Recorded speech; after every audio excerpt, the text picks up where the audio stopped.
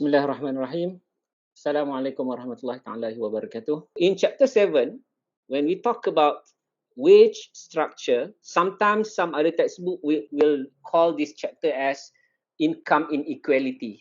So the focus of the discussion is to understand the issue related to income inequality. What are the issues? Number one, to understand the measure of income inequality. And then number two, what causes income inequality. And then number three, policies that we can consider to address the issue of income inequality. Income inequality is a hot topic in economy today. Most of it is due to the outcome of capitalist economic system. Capitalism being adopted by many countries in the world, and the global economy also basically very much influenced by the capitalist economic system. So what happened over many years, as predicted by Karl Marx, capitalism would increase income gap, income inequality. And Karl Marx, when he proposed social revolution against the capital class, the concern was on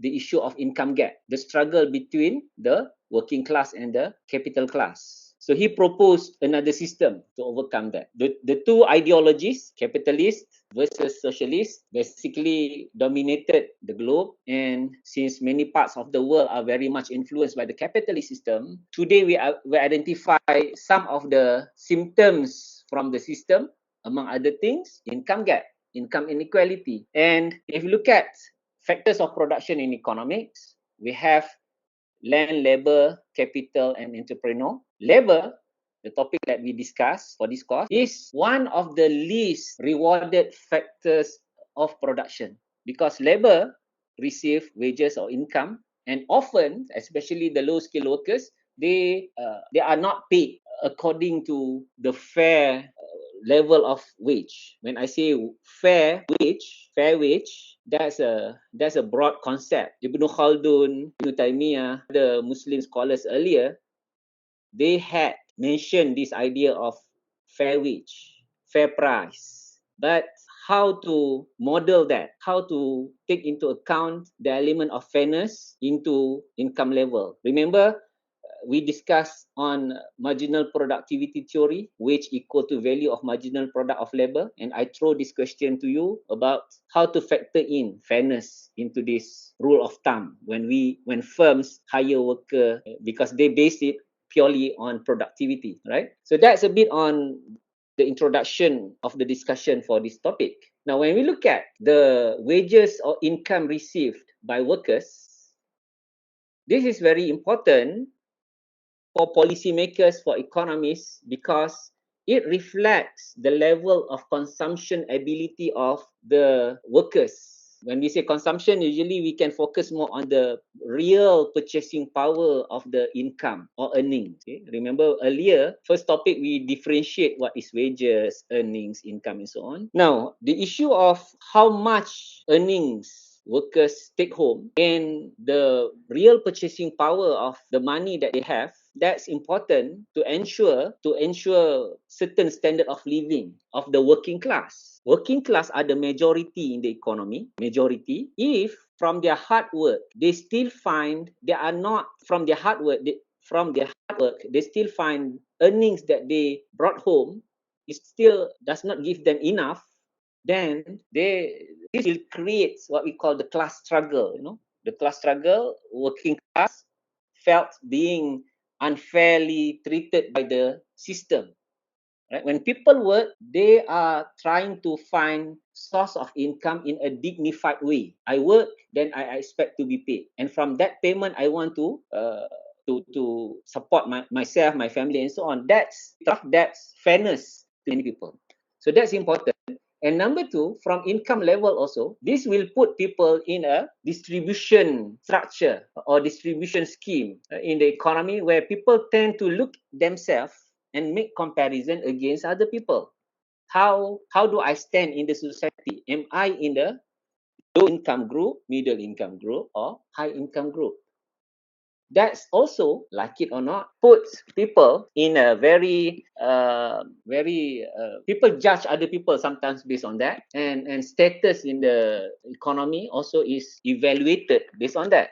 So that's another issue. And the following are some other points showing how important is income level or earnings to workers, because earnings gained by from work reflects marginal productivity, value of marginal productivity of labor. We discussed about this. Uh, Firms in particular would compensate workers based on their productivity. So we learn about this. And the question here is, does that give workers enough income or earnings to support themselves and their family? Sometimes wage equal to value of marginal product of labor, but wage as set by the market is too low, and that may create issues among workers. Earnings also reflects the level of investment in human capital. Last chapter, we can see how from different level of investment in human capital, workers then would have different earnings level. Okay, the higher the level of qualification, the higher the level of earnings. And investment, it also includes on the job training. Migration can be another factor. Migration, for example, people, when they find the current place is not giving them a satisfactory level of earnings, they may find other places that can offer them better pay. So that's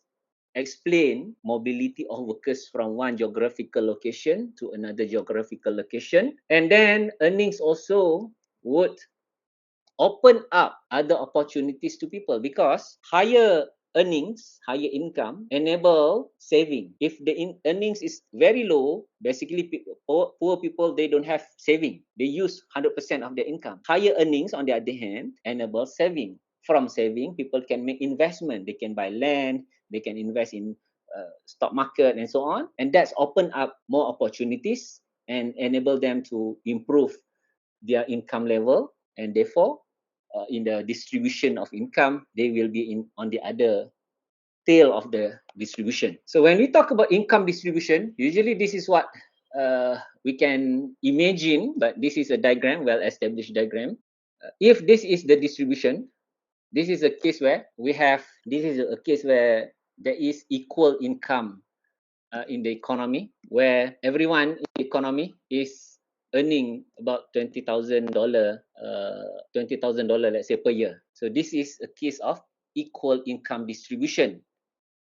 Communism is one ideology that aims to achieve equal income distribution. That's almost impossible, but that's the goal of that ideology. At least they want to achieve relative equality. To be more realistic, when we talk about income distribution, assuming a normal distribution, what we want to achieve, usually when the government wants to address the issue of income distribution, they talk about to narrow the income gap. Narrowing the income gap, meaning that we are talking about distribution A. That's the case of narrow the income gap, because you will have most of the population in the middle of this distribution, say around $20,000 per year, but the top, the end tail of the distribution, this area, for example, those who earn $25,000 per year or more, the gap with the middle income is not very much, 20,000 versus 25,000. And if we look at the lower tail of this distribution, even the low income in this case, distribution A, is not far away from the middle and the right tail of the distribution. So this is a case of narrow income gap, and this is also one of the goal of distribution in Islamic economy. Any Islamic economists, they would say that one of the goal of distribution in Islamic economic system is to achieve or to reduce the income gap. Distribution A, therefore, give us this concept of narrow income gap. On the other hand, distribution B, this is where we have wider gap in the income level. We look at here, right, the right tail. This is the high income level in the economy, $35,000 and above, versus the middle income 20,000, and look at the left tail of this distribution. So you can see the gap in the economy. In most of the cases, income distribution, let's say this is income distribution, it is not a normal, it is not normally distributed. Usually income distribution is something like this.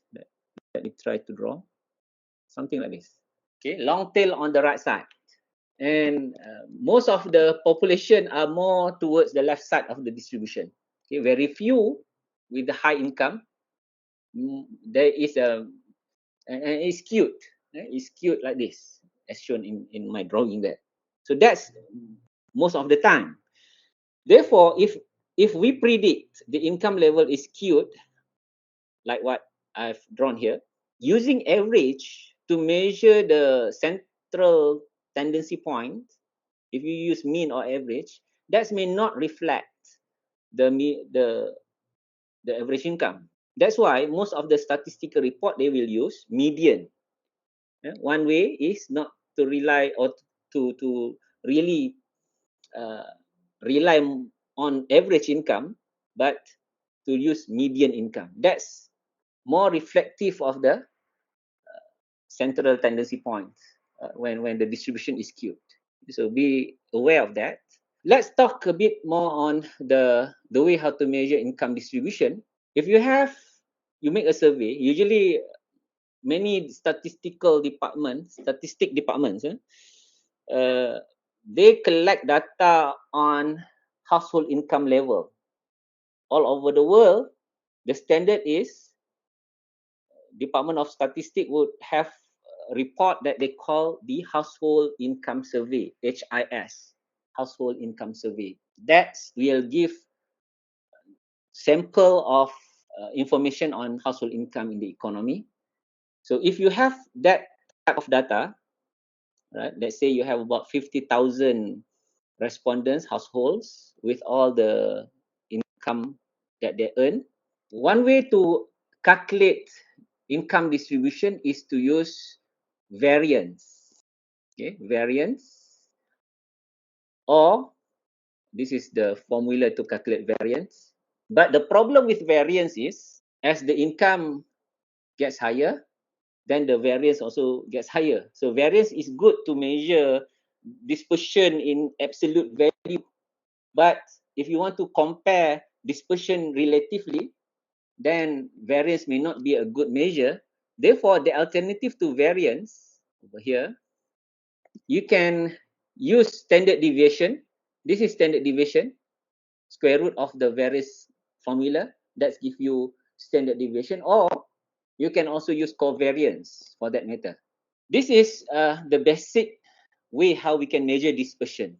Distribution, right? When we talk about distribution, variance, standard deviation, covariance, these are among other common techniques we can use to measure the distribution.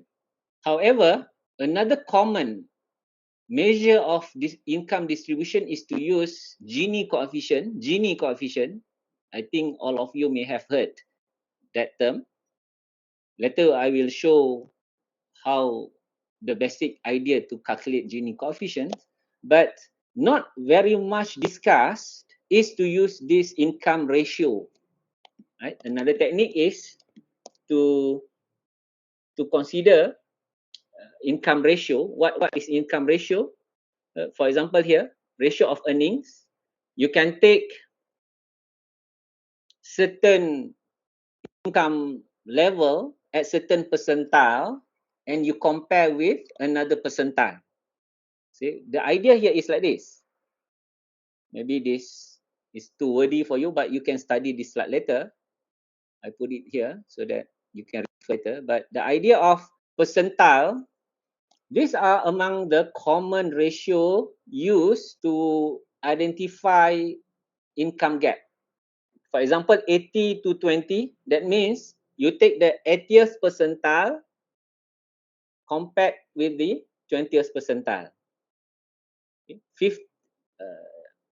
80-20, 80-50, 50, this is the 80th percentile to 50th percentile. The 50th percentile is the median. And then 50th to 20th percentile. This is where you want to compare the bottom 20% versus the middle income, right? So in this diagram, or in this table, we have the information on male, and below here is for women. I will show you how to come out with this measure, but just to identify the common ratio first. These are the common ratio: 80-20, 80-50, 50-20. If we say 80-20, we are comparing between the top 20% versus the bottom 20%. If we say 80-50, we are compared the top 20% versus the middle income and below. 50 to 20, we are comparing the median income versus the bottom 20%.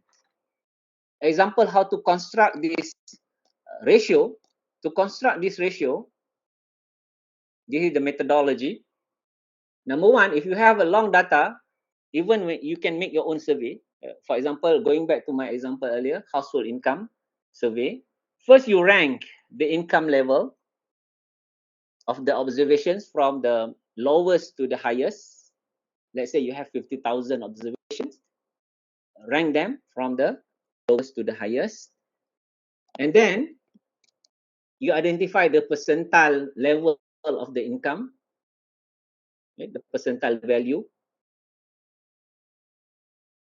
And then from that percentile value, for example, like this, this is what I have done based on household income data that I have. I have two, let's say, here I have 2 years, 2016 and 2019. Let's focus on 2016 first. Let's say I have 50,000 observations. I arrange them from lowest to the highest, and then I identify the percentile level. How to identify the percentile? In statistic, there's a formula to do this. I'm not going with that formula. So that Stata also, you can have a Stata command to identify the percentile. That's much easier to do. Okay? But the software can quickly give you the percentile. For example, at the 10th percentile from the information or data that I have, right? The cut-off income level is 1891.97. This is 1,891 ringgit per month. This is in monthly income. I already converted to monthly income. Meaning, at the 10th percentile, the cut-off income level is this much, 1891.97.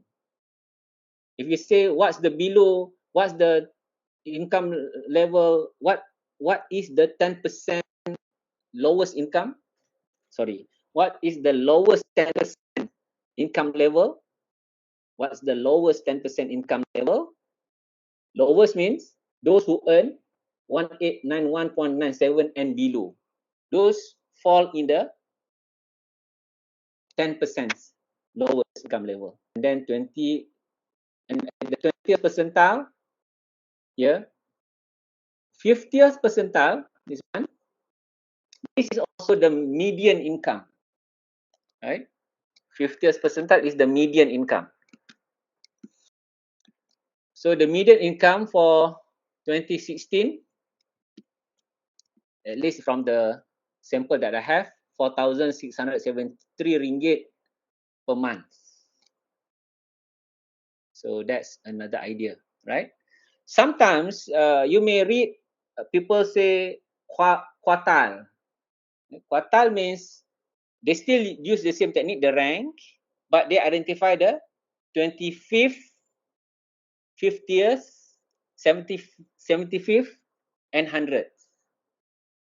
That's quartile.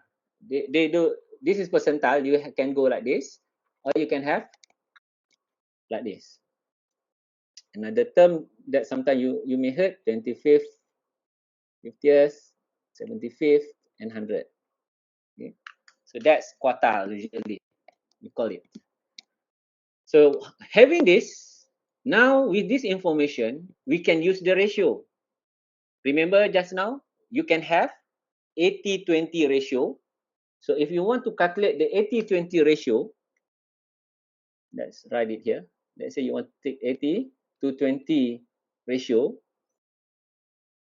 let's say we use 2019, you get the 80th, this one, 80, this is how much? Okay, 8,708 ringgit, 167 cent. You divide by the 20th percentile, this one. You divide this. And that gives you the ratio. Then you can also do for the remaining, for example, you can calculate 80 to 50 or 50 to 20. Actually, you can have your own choices of ratio if you like. But more standardized are the following as we have here. Information. Okay, what we have here, this is based on United States. And I want to focus on the information on men. And let's focus on 2011, just for the sake of interpreting the information. Okay, 2011. Okay, you have the income. This is the 80th percentile for 2011, and this is the 20th percentile. Just like in my table just now, but that table is based on Malaysia, but this is based on this information. So let's say you do the calculation, you get this number. The ratio says 3.77. We can say the top 20% of the population earn 3.77 times more than the lowest 20%. Almost four times more than the lowest 40%. The ratio just give us that. Okay, for maybe this table. This table also give us the same idea. Let's focus on interpretation. Men. This is for men. And over here we have different ratio.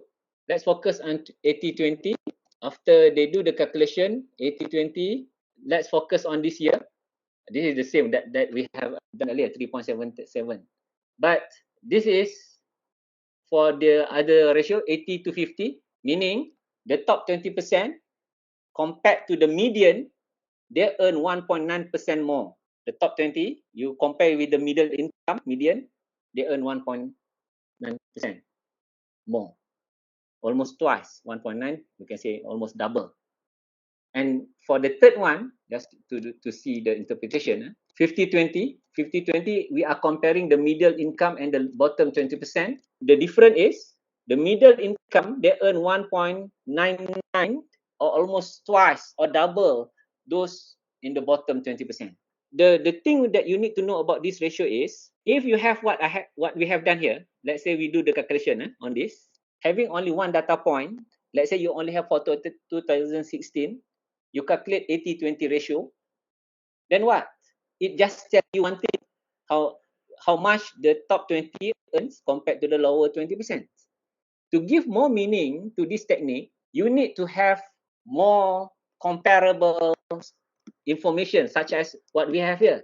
For example, right, in this example, number one, they have different ratio, let's say 80-20, but for this 80-20, they also have for different years. This is 1 year, then this is another year, and then to the other year. So you can see from time to time whether for this ratio there is increase or decrease in the income gap for this particular ratio. Then that's give more meaning. If you only have one data 1 year, let's say for 2011 only this one, then that doesn't give much meaning. The advantage of using this technique is it's easy. The only thing maybe difficult is to get good information for the whole sample. Usually Department of Statistics will provide the data. Then you can arrange, you can make your own calculation, right? Just have more of that information, construct your own ratio, and you can do your own comparison. All right, in Malaysia, just to give you another context, the application of this ratio and so on. In Malaysia now, I think last 5 years, the government keep categorizing the populations according to this type of distribution. They say T20, M40, B40. T20 means the top 20%, M40 is the middle 40%, and then B40 is the bottom 40%. Actually, this categorization is also constructed based on the percentile measure. the one that we have constructed earlier. So what the government did, the government construct this percentile. These are actually percentile. All these are percentile level. Okay, this is here we have 4 levels. 4 plus 4 plus 2, so altogether you have 100% actually, right? So then they identify what is the cut-off income or earnings for each level, and then they start to divide this according to the major groups B40, M40, and T20. With this information also you can use that ratio, right? So notice also, because in distribution is always skewed, distribution of income is I don't think we can say normally distributed. So usually rely more on median information compared to average. In Malay we call it purata or average. This is average or mean. This is much better for in the case of skewed distribution. Okay, what is Gini coefficient? Before we go to that, Gini coefficient is a measure of income inequality ranging from 0 to 1. 1 means perfect inequality, 0 means perfect equality. Imagine communists, they want to achieve 0 Gini coefficient, meaning perfect equality. In a case where there is perfect inequality, then Gini coefficient will give you the coefficient equal to 1. You can break Gini coefficient into different dimensions, but this is just to give you some feeling of that idea. For example, for Malaysia, you have the Gini coefficient here as given. This is based on gross income. We measure the Gini coefficient based on gross income. For the entire country, the Gini is 0.407. That's Gini coefficient. And then you can also calculate Gini coefficient by different dimension of the population. For example, you break them into urban, rural. You can see the Gini coefficient measures will shows different coefficient here. This is between ethnic, Bumiputra, Chinese, and so on. So these are other ways. By the way, the ratio also we can use the same. If you can break the information, when you construct the ratio, you can break them into rural versus urban, gender, as in my example, men, women, education level. You can do the same, right? But what is actually this Gini coefficient? What it means? Okay, as I mentioned, one closer to one, the distribution of income starts to be more unequal.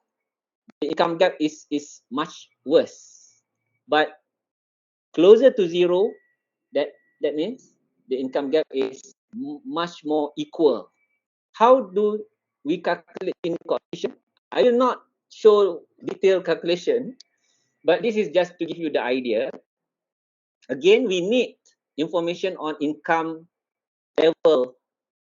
At least we have some sample, right? Sample of for the population, and then we put the information into this diagram where you have cumulative percent of income distribution on the y-axis, and then on the horizontal we measure the cumulative percent of the population. This is cumulative.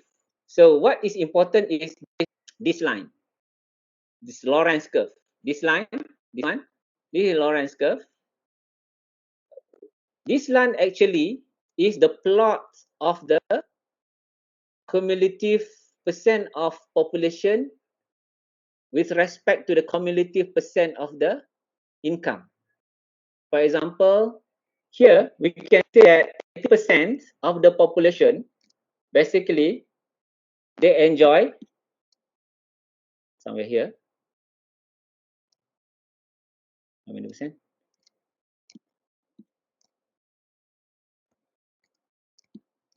55% maybe, around there. 50%? Around 55. 55%.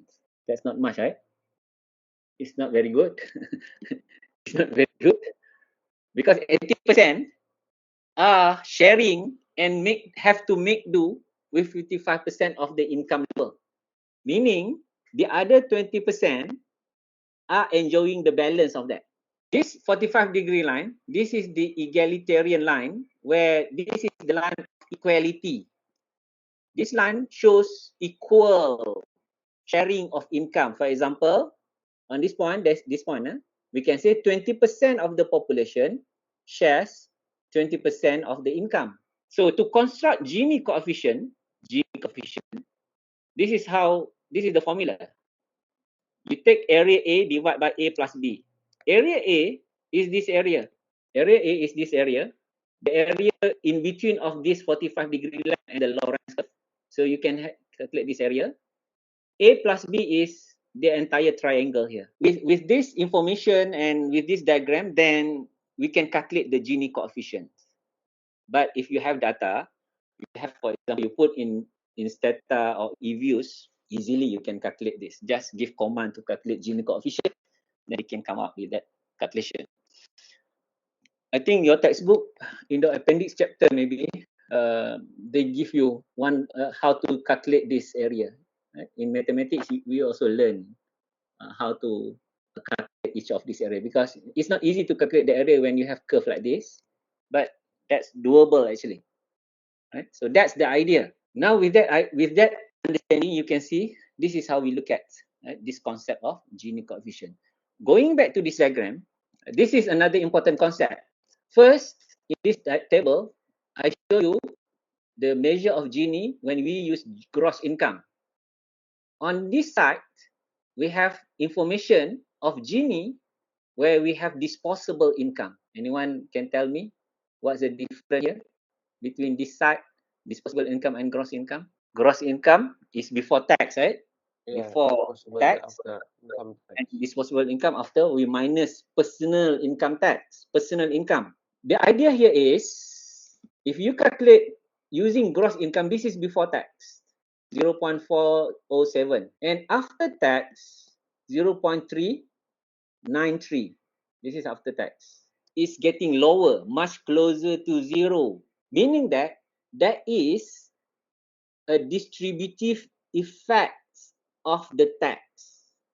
The tax system in Malaysia, for example, because this is Malaysian case, the tax system in Malaysia has distributive effect because the tax system is progressive. We tax more for the of the rich people. Rich people pay more tax. From that tax, some of the tax money goes for welfare, the distribution part, and after that, when you calculate the effect using the disposable income, we find Gini gets lower, meaning there's a distributive effect of the tax. If you use disposable income and your Gini is going up, that means that's the reverse. Right? The tax system actually help the richer people, and that does not connect to what Allah says in Al-Quran in Surah Al-Hashar ayat number 7. It's quite long verse. It's about 5, but the idea is about distribution. Allah said, "Kaila yakuna dulatan bainal aghniya'i minkum." Allah talks about the need to distribute wealth. You can refer Al-Hashar ayat number 7. Allah discuss about distribution. Allah mention who are the recipients, and then Allah tells the wisdom behind the need for wealth to be distributed, so that wealth will not just circulate among the rich.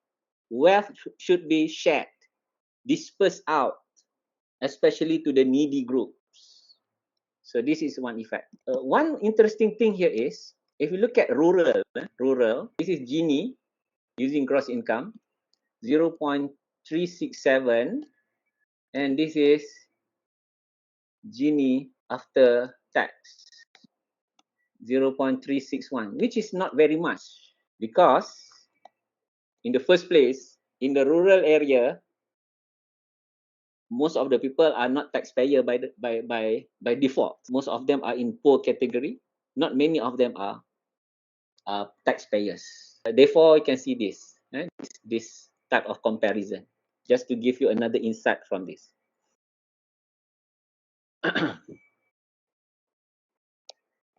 This is another, just to give you the common distribution, as I mentioned earlier.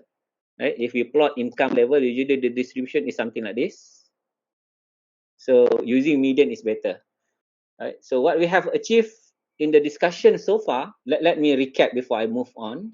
What we have done so far, we started by looking at the need to measure income level and income distribution. Income level and income distribution are two different things.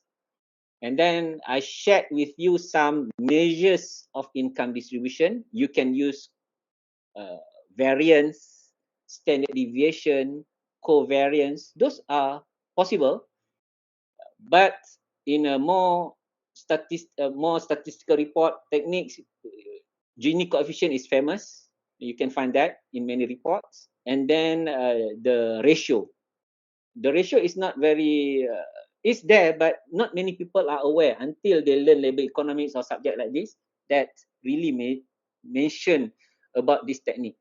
It's not really out there for the majority of public to be aware of that. So the next thing, if you follow the slide, they start to discuss about what explain income distribution.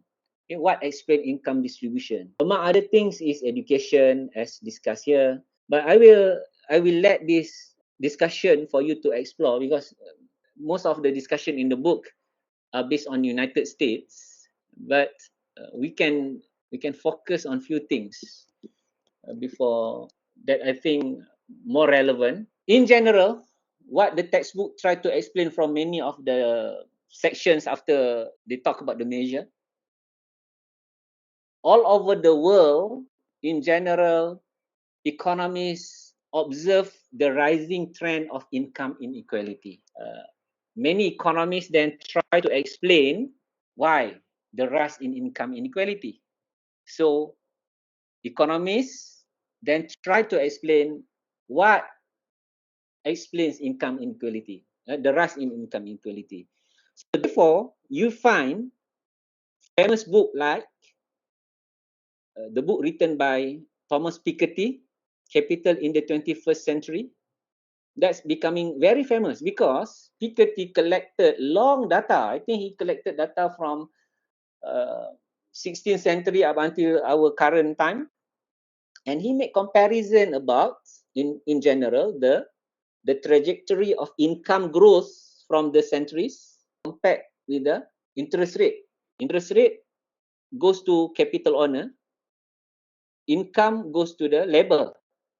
So he find faster those who earn capital income, they get better earning, better returns, and there's a big gap because wage growth over the centuries is very slow or almost stagnant in some times period. So therefore, this also explain one thing. Then another important book that also famous because of it's a hot topic, and famous also because it's written by Nobel Prize, Joseph Stiglitz. A price of inequality.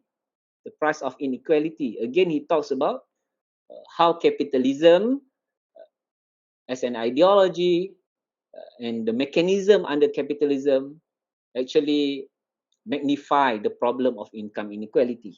Okay, so that's two books highlighting or try to explain and plot income inequality. Your textbook, and quite standardized in many labor economics textbook, they try to explain income inequality based on the following major factors or major theories. All right. The first one, some textbooks argue based on supply side argument or demand side argument. I just write supply side. There is also demand side. Supply demand, supply of labor, demand for labor. For example, you can go to the textbook. This is one example, supply and demand example. But in general, I will not go specific to this diagram, but I just want to give an argument. Right? For example, today there is uh, when we talk about low skill workers, in some countries, the supply for low skilled workers is is higher, for example. All right. So when the supply of low skilled workers is higher, then the supply curve shift to the left. If I were to draw a diagram like this, let's go very quickly on this. This is demand for labor, supply of labor, and if the supply shifts, then you can find there's a decrease in the wage. In particular, if you look at from the supply side on the low skilled workers, this can be one explanation. In Malaysia, for example, when there are many migrant workers come in, and most of them are low skilled workers, that will shift the supply for low skilled workers to the right, as in the diagram, and this will put more downward pressure to the wage level for the low skilled workers. Right? So for the low skill, there's a downward pressure on their wage. Firms are not interested to give them better pay. Firms are taking advantage because of the high number and so on. That's one explanation. On the other side, for the high skill workers, knowledge workers, they are limited in numbers. IT, AI, AI graduates, for example, very limited, and many countries are looking for these talents now. So this is the downside. So for the high skill workers, you can say the demand side for them, this is high skill, this is the demand, this is the supply. When the demand for the high skill workers is higher, go up, you can see there for this high skill, their wage level tend to push higher. And now you can see the gap between the low skill, this is for the low skill, the earlier diagram, and this is the high skill. Okay? This one goes up, this one goes down, and therefore the gap. That's what actually the textbook try to explain. This is the basic idea. Quite easy to follow, but different country may have different story on this explanation. To put more narrative to the supply demand argument, then you can look at other factors such as the issue of globalization. However, globalization was more relevant in the last 10 years compared to now, compared to today. Today, decoupling and people, countries are moving towards the opposite of globalization. People, so, but during the globalization period, uh, when countries are promoting international trade, financialization of the economy, and so on, uh, this is also another factor, because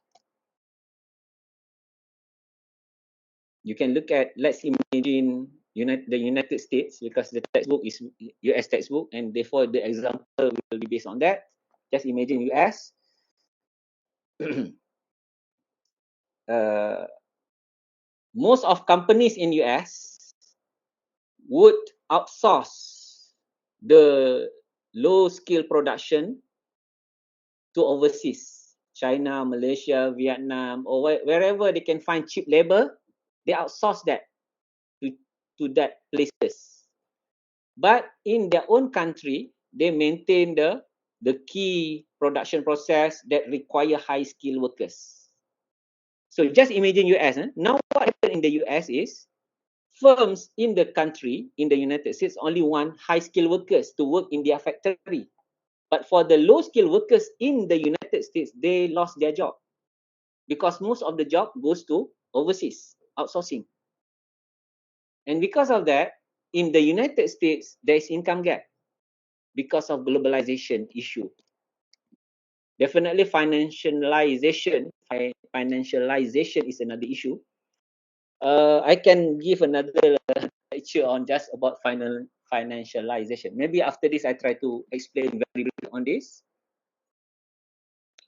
Let's move to other point before we go back to that later, if you have sometimes. Skill bias technology, this is another explanation that magnify further the income gap.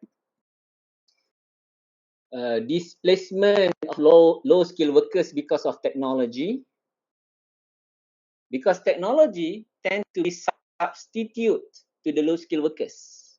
That's what most of economists in general would agree on. Many technologies are substitute to low skill workers. Look at around us. You go to the bank. Now we are no longer deal with human being. We deal with ATM machine, or the machine, or call center also now use robot, AI. Before the issue become more complicated, they pass to real human being. Right? The human interaction has been reduced, replaced by machine. In Malaysia, another example, you go to the highway, you want to pay for the toll. Now we use all this payment, e-payment. No longer 20 years back, there will be somebody, human being, that will do that transaction. You give money to them, they pay, they give the balance and the receipt and so on. They open the gate for the highway for you. So that's what technology has done to the workplace. Right? It favors the high skilled workers because for the high skilled, highly qualified workers, they are complements to technology. Technology and high skilled workers are complementary. The more technology you adopt, the more high skill you need. But the more technology you adopt, the less low skill workers you need. So that's also again creates this gap. And the last point, these are key points. Most of economics textbook will argue like this. It's the standard argument. International institutional changes that we can observe all over the world. In particular, the weakening of union. Union is not famous anymore. Some countries, union, US, for example, the union movement is not very strong anymore. You can see in 1980s, the automobile workers in the United States, representing Ford, General Motors, and so on, they were very strong. These unions were very strong. Strong union means they can protect welfare of workers, usually the blue collar workers.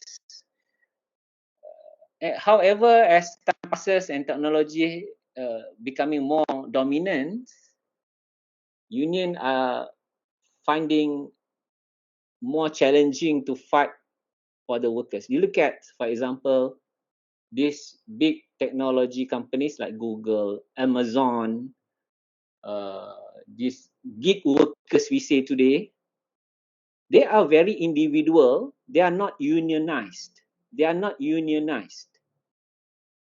Okay, even the company like Grab, for example, doesn't consider these gig workers as their workers. These are their freelancer.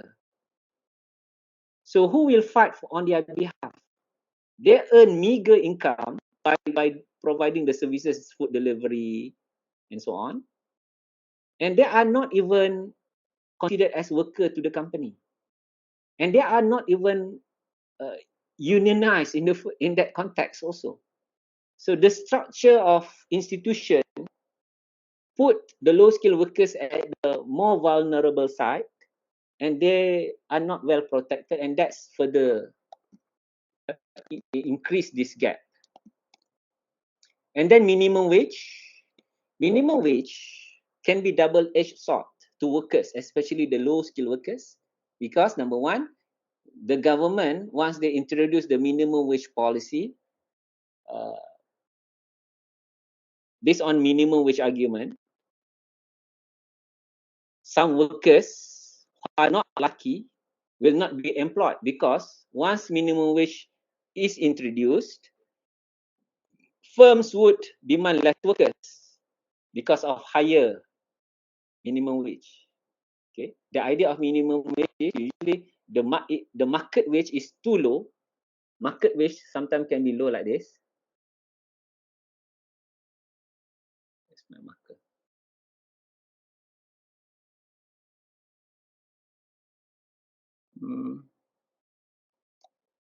Okay, this one.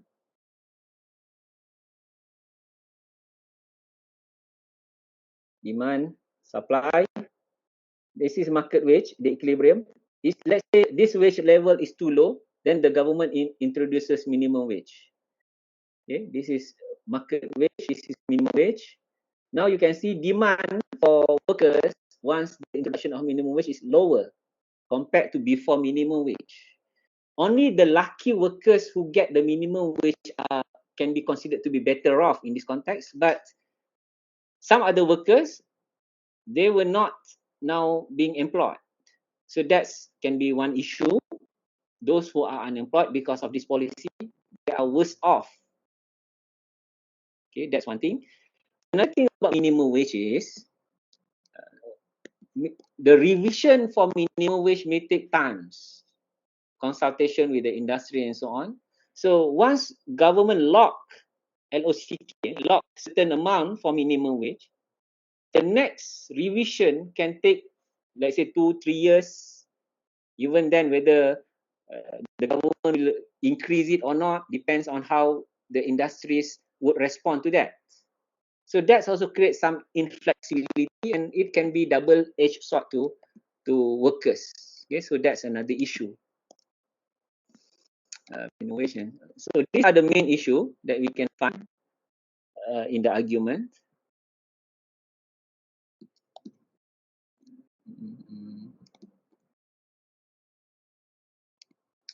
Knowing all those arguments, another thing is right, the discussion about distribution of income cannot be complete without us understanding what happened at the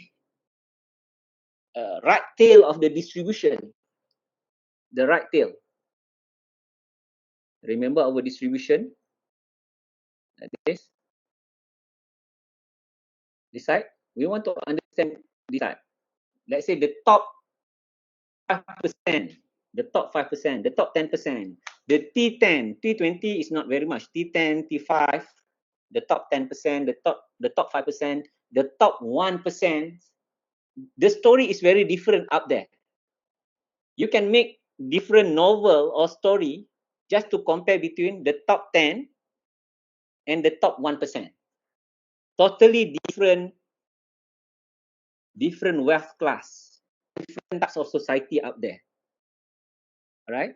One big phenomenon discussed in the book is this concept of superstar wage. The superstar wage,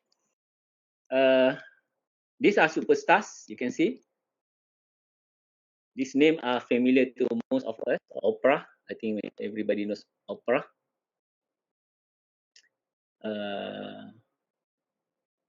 Okay, ni semua artis ni. Steven Spielberg, okay. And all these names are representing the entertainment industry. Many people work in the entertainment industry, but only few are in the certain league, the superstar level.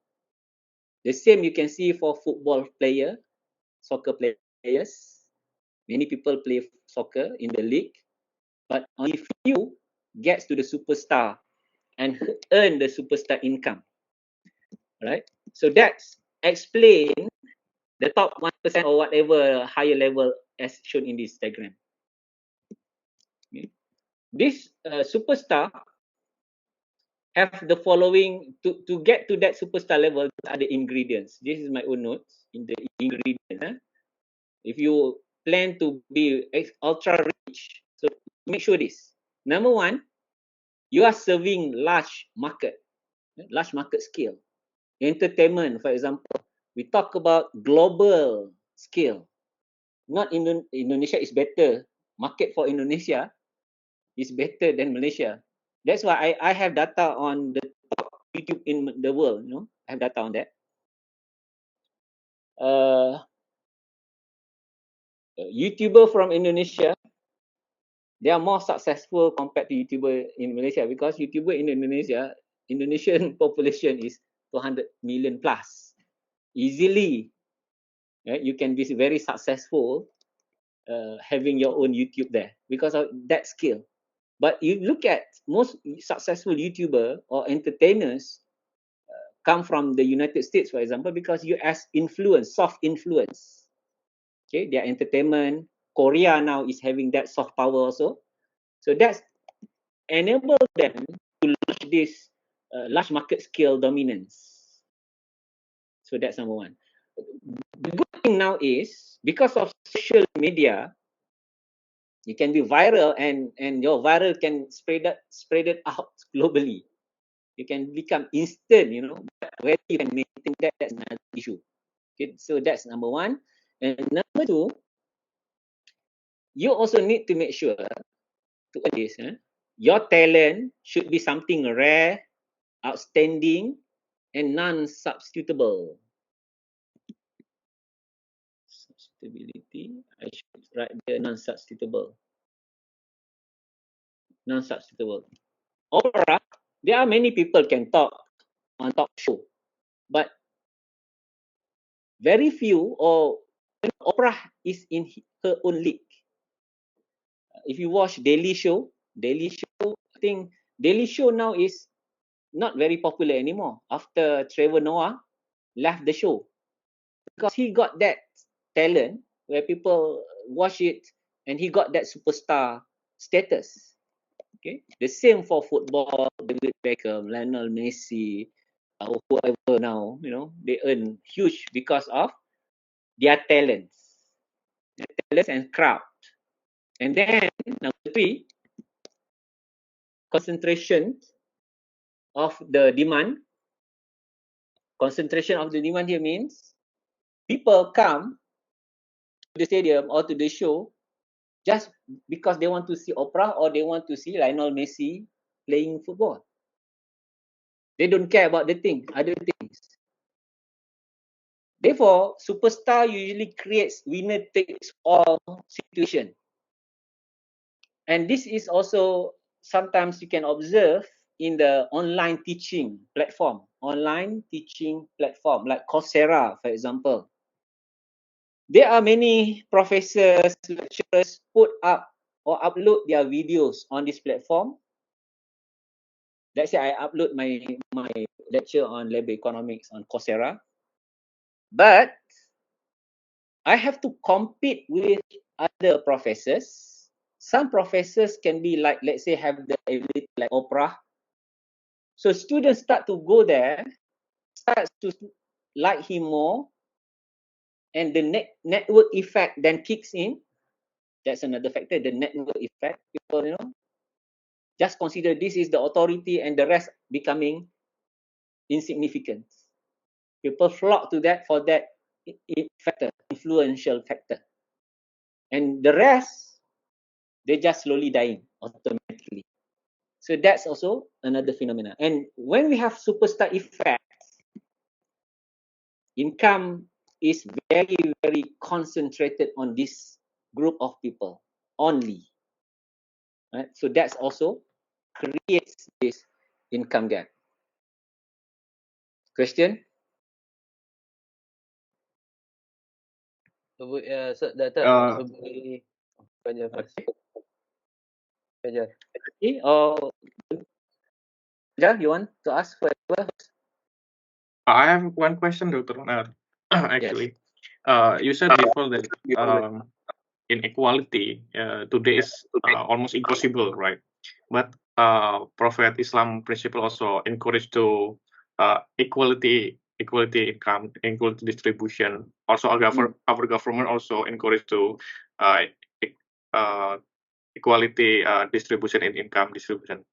But I wanna ask how close we can get the equality distribution in income, doctor, because yeah, in some part it's almost impossible, but in another part we want to try, we trying to make it close as possible. Okay. Thank you, doctor. Good question. If I can collect another, if there is another question. I just want to clarify that, as you said before, now the trend is different, right? Like from YouTube or TikTok. The people not needed to have outstanding talent, but the funny or the slightly different, even it's unique, they can get benefit from likes from TikTok, especially like you say in Indonesia, we are very a large market. They can get the Yes. benefit to be invited to TV shows or something like that. Does it considered also to be the earnings of superstars, even it is instant, or the superstars need to be consistent or Consistent. Yeah, you need to be consistent. Instant may not translate into money yet. Because when we talk about superstar wage, how that fame, your viral status, translate into money. The problem with social media is the people are famous, but they are not yet rich. There are many people with few yeah. followers. Maybe most of you have more social media followers, 10,000, 20,000. Whether that's translate into money, that's another issue. Yeah. So superstar means they have that viral or talents. People flock to them. That's translate into money. Going to the second question, the first question on. Okay, first you need to realize equal distribution is not similar to equitable distribution. You need to understand that very carefully. Okay, Islam does not promote equal distribution. Equal distribution is socialism, communism. All right. Islam promotes equitable distribution or equity in distribution. Okay, equity in distribution meaning uh, in real life there will be some form of income gap. That's for sure. But we don't want huge income gap, huge disparity, as we can see in our distribution and so on. Right? What's the ideal level? That's the tricky question. Right? Uh, if you look at Gini coefficient, some economists would say having Gini coefficient around 0.3, that would be ideal. And you can find countries like many Scandinavian countries like Sweden, Norway, Denmark, Finland. People live in a very decent quality standard of life. So that's ideal.